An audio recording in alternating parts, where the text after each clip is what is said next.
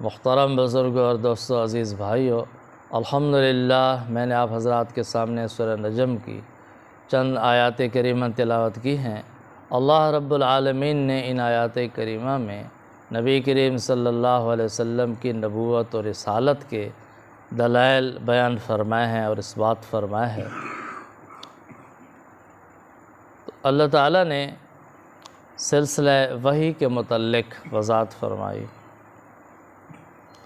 ارشاد فرمایا کہ علمہ شدید القوا، کہ جو نبی کریم صلی اللہ علیہ وسلم پر اللہ تعالیٰ کی طرف سے وحی نازل ہوتی ہے، اس وحی کو لے کر پہنچانے والا جو فرشتہ ہے وہ بہت طاقتور اور مضبوط فرشتہ ہے۔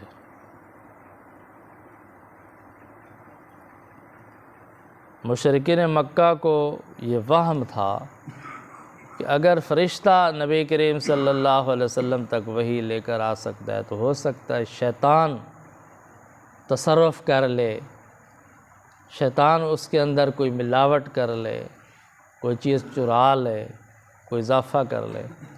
تو اللہ تعالیٰ نے ان کے اس اشکال کا جواب ارشاد فرمایا علمہ شدید القوا۔ اللہ تعالیٰ کا پیغام، اللہ تعالیٰ کی وحی جبریل علیہ السلام جو نبی کریم صلی اللہ علیہ وسلم کے قلب اطہر تک پہنچاتے ہیں، وہ کوئی معمولی فرشتہ نہیں ہے۔ ایک تو فرشتہ ہے، فرشتے ہوتے ہیں۔ دوسری بات یہ ہے کہ یہ تمام فرشتوں کا سردار فرشتہ ہے، سب سے بڑا فرشتہ اور مضبوط، بڑی طاقت قوت والا فرشتہ۔ یہ تو سوال ہی پیدا نہیں ہوتا کہ شیطان قریب آ سکے یا ان سے کوئی چیز چرا سکے یا مداخلت کر سکے یا تصرف کر سکے۔ ذو مرہ، کامل طاقت والا فرشتہ ہے۔ فاستویٰ، پھر وہ سامنے آ گیا۔ نبی کریم صلی اللہ علیہ وسلم کی خواہش مبارک تھی کہ میں جبریل علیہ السلام کو اپنی اصلی شکل میں، اصلی صورت میں دیکھوں۔ جبریل علیہ السلام فرشتے ہیں، لیکن نبی کریم صلی اللہ علیہ وسلم کے بارگاہ میں حاضر ہوتے تھے تو انسان کی شکل میں حاضر ہوتے تھے۔ بعض روایات میں آتا ہے کہ حضرت دہیہ کلبی رضی اللہ تعالیٰ عنہ کی صورت میں حاضر ہوتے تھے۔ اور جب وحی لے کر آتے تھے تو جبریل علیہ السلام کو صرف نبی کریم صلی اللہ علیہ وسلم دیکھ سکتے تھے، دوسرے صحابہ نہیں دیکھ سکتے تھے۔ اور جو وحی لے کر آتے تھے، جو آپ صلی اللہ علیہ وسلم کے سامنے وحی تلاوت فرماتے تھے، وہ وحی بھی صرف نبی کریم صلی اللہ علیہ وسلم سن سکتے تھے اور کوئی نہیں سن سکتا تھا۔ وہ براہ راست نبی کریم صلی اللہ علیہ وسلم کے قلب اطہر پر نازل ہوتی تھی اور خود نبی کریم صلی اللہ علیہ وسلم اس کو سن سکتے تھے اور جبریل علیہ السلام کو دیکھ سکتے تھے۔ کشفاً تو نبی کریم صلی اللہ علیہ وسلم نے بارہا جبریل علیہ السلام کو دیکھا ہے، کشف کی نظر سے، دل کی نگاہ مبارک سے۔ لیکن نبی کریم صلی اللہ علیہ وسلم کی یہ بھی خواہش مبارک تھی کہ ظاہری نظر سے بھی دیکھوں، ظاہری آنکھ سے بھی دیکھوں، ان کو اصلی شکل میں دیکھوں۔ تو اللہ تعالیٰ نے نبی کریم صلی اللہ علیہ وسلم کی یہ خواہش بھی پوری فرما دی۔ تو قرآن کریم سے معلوم ہوتا ہے کہ 2 مرتبہ نبی کریم صلی اللہ علیہ وسلم نے کم از کم 2 مرتبہ حضرت جبریل علیہ السلام کو اپنی ظاہری آنکھوں سے اصلی شکل میں دیکھا۔ ایک تو فرمایا کہ نبی کریم صلی اللہ علیہ وسلم نے مکہ معظمہ میں ایک مرتبہ دیکھا کہ حضرت جبریل علیہ السلام وحی لے کر نازل ہو رہے تھے۔ تو نبی کریم صلی اللہ علیہ وسلم نے جب دیکھا کہ جبریل علیہ السلام آسمان سے اتر رہے ہیں مکہ معظمہ کی سرزمین پر، تو آسمان سے لے کر زمین تک یہ جتنی فضا تھی جبریل علیہ السلام کے وجود سے یہ پر ہو چکی تھی۔ پوری فضا میں زمین سے لے کر آسمان تک جتنا خلا ہے، یہ صرف حضرت جبریل علیہ السلام کے وجود مقدس سے بھر چکا تھا۔ وہ کتنے بڑے فرشتے۔ تو اس وقت نبی کریم صلی اللہ علیہ وسلم نے حضرت جبریل علیہ السلام کو اصلی شکل میں دیکھا کہ اتر رہے ہیں وحی لے کر مکہ معظمہ میں آ رہے ہیں، اور دوسری مرتبہ نبی کریم صلی اللہ علیہ وسلم نے حضرت جبریل علیہ السلام کو دیکھا سدرۃ المنتہا کے پاس، معراج والی رات، سفر معراج میں سدرۃ المنتہا پر نبی کریم صلی اللہ علیہ وسلم تشریف لے گئے تو وہاں حضرت جبریل علیہ السلام کو اصلی شکل میں دیکھا۔ اس کا تذکرہ اگلی آیت کریمہ میں آ رہا ہے۔ تو بہرحال اللہ تعالیٰ نے مشرکین مکہ کے ان سوالوں کے جواب دیے کہ وہ کہتے تھے کہ جب جبریل علیہ السلام انسان کی شکل میں آپ صلی اللہ علیہ وسلم کے سامنے آتے ہیں تو آپ صلی اللہ علیہ وسلم کو کیسے پتہ چلتا ہے کہ یہ انسان ہے یا فرشتہ ہے؟ تو اللہ تعالیٰ نے جواب ارشاد فرمایا کہ کشفاً تو ویسے نبی کریم صلی اللہ علیہ وسلم دیکھتے تھے، آپ صلی اللہ علیہ وسلم پہچانتے تھے کہ یہ جبریل علیہ السلام ہے، لیکن یہ انسانی شکل میں آیا ہے۔ اس کے علاوہ بھی نبی کریم صلی اللہ علیہ وسلم جبریل علیہ السلام کو اچھی طرح پہچانتے ہیں، جانتے ہیں، ان کو اصلی شکل میں بھی دیکھا ہے۔ تو یہ تمہارا سوال بھی بالکل غلط ہے اور اشکال غلط۔ تو فرمایا کہ فاستویٰ، پھر وہ سامنے آ گیا، یعنی حضرت جبریل علیہ السلام سامنے آئے، وَهُوَ بِالْأُفُقِ الْأَعْلَىٰ، وہ افق کے بلند افق پر تھے۔ آسمان کا جو افق کا کنارہ ہے، بلند کنارے پر، بلند افق پر تھے، جہاں پر سورج طلوع ہوتا ہے، وہاں پر دیکھا نبی کریم صلی اللہ علیہ وسلم۔ بہت بلندی پر، بلند افق پر تھے جبریل علیہ السلام۔ ثم دنا فتدلی، پھر قریب ہوئے اور نبی کریم صلی اللہ علیہ وسلم کے بالکل قریب آ کر جھک گئے، آگے بڑھے۔ ثم دنا، پھر قریب ہوئے، آسمان کے بلند افق پر دیکھا، پھر جبریل علیہ السلام نبی کریم صلی اللہ علیہ وسلم کے قریب آ گئے، پھر قریب آ کر جھک گئے، یعنی آپ صلی اللہ علیہ وسلم کی طرف بڑھ گئے۔ فَكَانَ قَابَ قَوْسَيْنِ أَوْ أَدْنَىٰ، تو فرمایا کہ کمان، دو کمانوں کے فاصلے کے برابر نبی کریم صلی اللہ علیہ وسلم کے قریب ہو گئے، او ادنا، یا اس فاصلے سے بھی زیادہ قریب ہو گئے۔ یہ عرب میں ایک رواج تھا کہ اگر دو آدمی آپس میں کوئی بہت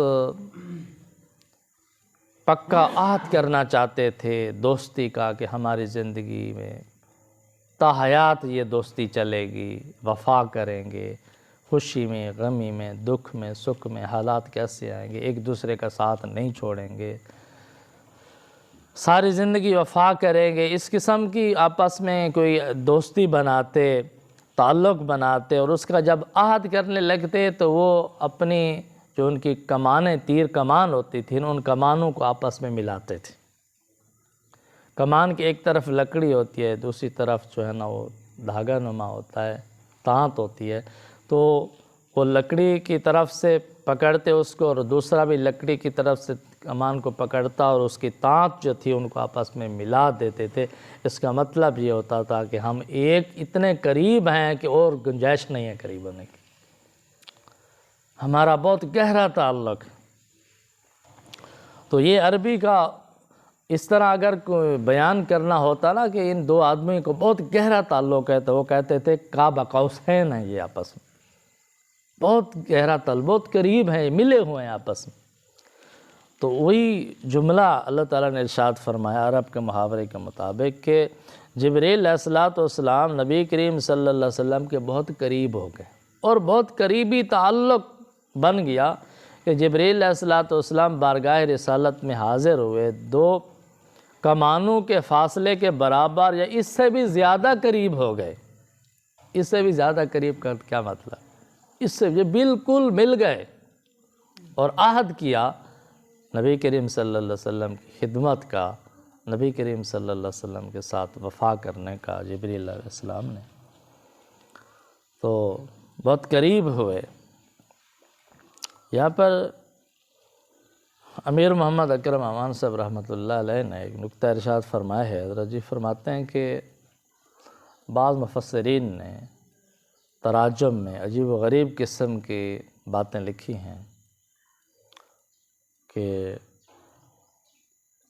قاب قوسین سے مراد یہ ہے جیسے کوئی آدمی اپنے دونوں بازوں کو پھیلاتا ہے تو یہ قاب قوسین کی شکل بن جاتی ہے، اور اس طرح پھر فرمایا کہ اس سے بھی زیادہ جب قریب ہوئے تو اس کا مطلب یہ ہے کہ نعوذ باللہ اللہ تعالیٰ نے اپنے ہاتھ مبارک ایسے پھیلا دیے اور نبی کریم صلی اللہ علیہ وسلم کو قریب کر دیا اور اپنے سینے سے لگا لیا۔ حضرت شیخ سے فرماتے ہیں کہ بڑی عجیب باتیں ہیں کہ اللہ تعالیٰ کی ذات بے مثل بے مثال ذات ہے۔ اللہ تعالیٰ کی ذات کا وجود کوئی انسانوں کی طرح نہیں ہے کہ اللہ تعالیٰ نے ایسے ہاتھ پھیلائے اور نبی کریم صلی اللہ علیہ وسلم کو سینے مبارک سے لگا لیا۔ پتہ نہیں کیسے وہم ہوا ان لوگوں۔ اللہ تعالیٰ کی ذات کی ماوراء الورا ذات ہے، بے مثل بے مثال ذات ہے۔ تو یہاں پر جو تذکرہ ہو رہا ہے حضرت شیخ صاحب فرماتے ہیں حضرت جبرائیل علیہ السلام کا تذکرہ ہے، پیچھے اس سے پہلی آیت کریمہ کو دیکھو، اس کی بعد کی آیات کریمہ کو دیکھو، تذکرہ جبرائیل علیہ السلام کا ہو رہا ہے، وضاحت جبرائیل علیہ السلام کی ہو رہی ہے، تو کہاں سے بات اٹھائی اور کہاں لے گئے، کہاں جوڑ دی بات۔ تو فرمایا کہ ثم دنا فتدلی، یہ جو ہے کہ پھر وہ قریب ہوئے اور فکان قاب قوسین او ادنا، دو کمانوں کے فاصلے کے قریب ہو گئے یا اس سے بھی زیادہ قریب ہو گئے، اس سے مراد حضرت جبرائیل علیہ السلام۔ دو کمانوں کے فاصلے کے برابر قریب ہو گئے جبرائیل علیہ السلام نبی کریم صلی اللہ علیہ وسلم، یا اس سے بھی زیادہ قریب ہو گئے، بہت زیادہ قریب ہو گئے۔ فَأَوْحَىٰ إِلَىٰ عَبْدِهِ مَا أَوْحَىٰ، پھر اللہ تعالیٰ نے اپنے بندے پر وحی نازل فرمائی جو وحی نازل فرمانی تھی، جو حکم نازل کرنا تھا، جو وحی نازل فرمانی تھی، اللہ تعالیٰ نے اپنے بندے پر وحی نازل فرمائی۔ تو یہاں پر بھی ایک عجیب نکتہ بیان فرمایا شیخ صاحب نے، فَأَوْحَىٰ إِلَىٰ عَبْدِهِ مَا أَوْحَىٰ، اللہ تعالیٰ نے اپنے بندے پر، پیارے بندے پر، محبوب بندے پر وحی نازل فرمائی۔ یہ مقام عبدیت جو ہے نا، یہ بہت بڑا مقام ہے۔ یہاں پر بھی اللہ تعالیٰ نے نبی کریم صلی اللہ علیہ وسلم کی صفت عبدیت کو بیان فرمایا کہ اللہ تعالیٰ نے اپنے بندے کی طرف وحی نازل فرمائی۔ واقع معراج بیان کرتے ہوئے بھی اللہ تعالیٰ نے فرمایا کہ سبحان الذی اسریٰ بعبدہ لیلا من المسجد الحرام الی المسجد الاقصی، عبدہ کے لفظ استعمال۔ اور کلمہ شہادت میں بھی عبد کا لفظ ہے، اشہد ان لا الہ الا اللہ وحدہ لا شریک لہ واشہد ان محمدا عبدہ ورسولہ، عبدہ ورسولہ، بندہ۔ یہ بندے سے مراد کیا ہے فرمایا، یہ مقام عبدیت مراد ہے، ایک بہت بڑا منصب ہے، جیسے مقام صدیقیت ہے۔ اولیاء اللہ کرام میں بھی ایک مقام صدیقیت ہے، انبیاء علیہ السلام میں بھی ایک مقام صدیقیت ہے، جیسے ابراہیم علیہ السلام کے متعلق آیا وَاذْكُرْ فِي الْكِتَابِ ابراہیم اِنَّهُ كَانَ صِدِّيقًا نَبِيًّا، ابراہیم علیہ السلام صدیق نبی تھے۔ انبیاء علیہ السلام بھی صدیقیت کا ایک مقام ہے۔ اسی طرح اولیاء اللہ کرام میں بھی عبدیت ایک منصب ہے، ایک مقام ہے، اور انبیاء علیہ السلام کے سلسلہ میں بھی عبدیت ایک بہت بلند مقام ہے، بہت بڑا منصب ہے، اور اس منصب کو نبی کے بغیر کوئی اور سمجھ نہیں سکتا۔ وہ انبیاء علیہ السلام کے مناصب ہے، اور جب منصب آئے گا محمد الرسول اللہ صلی اللہ علیہ وسلم کا تو اس کی اور کیا بات ہے۔ بہت بلند منصب ہے عبدیت، بہت بڑا مقام ہے۔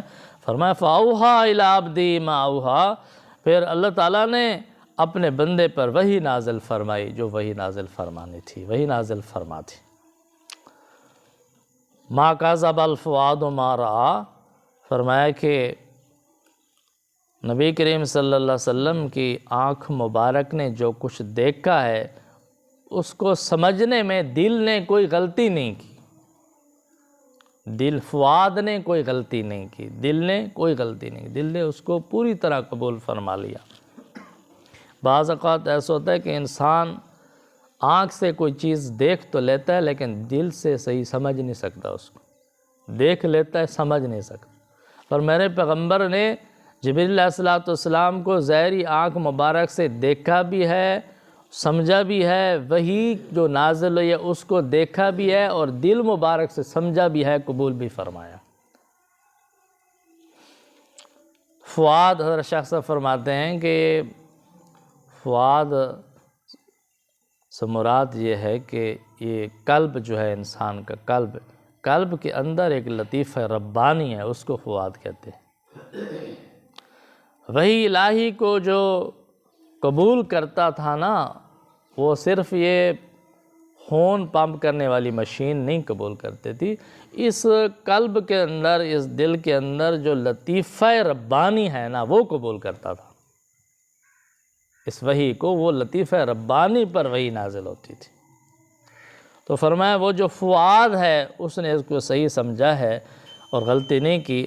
اَفَتُمَارُونَهُ عَلَى مَا جَرَى، تو فرمایا کہ تم کیوں جھگڑتے ہو اس بات کے بارے میں جس بات کو نبی کریم صلی اللہ علیہ وسلم نے آنکھوں سے دیکھا ہے، اس بات کے بارے میں کیسے جھگڑا کرتے ہو جس کو نبی کریم صلی اللہ علیہ وسلم نے خود دیکھا ہے اور دیکھ کر بیان فرمائے۔ تو یہ حقیقت ہے، حق ہے اور سچ ہے جو کچھ آپ صلی اللہ علیہ وسلم نے بیان فرمایا۔ تو دعا ہے کہ اللہ تعالیٰ ہم سب کو قرآن کریم کی ان ہدایات پر عمل کرنے کی توفیق عطا فرمائے۔